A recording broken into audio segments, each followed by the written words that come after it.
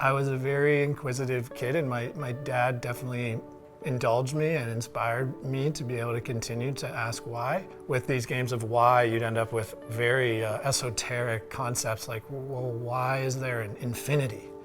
And and then at that point, he'd say, okay, we're going to the library. Dr. Aaron Phillips is transforming care and redefining what's possible for people living with spinal cord injury.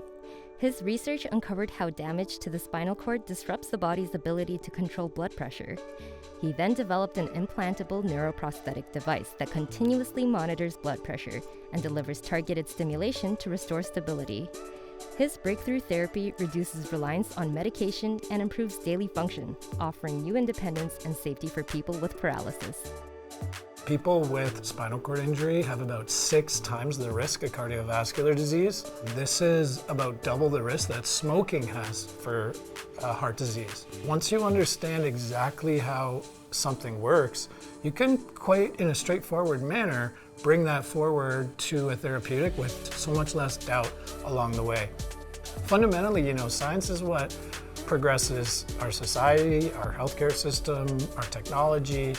And I think sometimes the reward network is on a little bit slower cadence, but the outcomes can be profound. You can improve health on a population level if successful.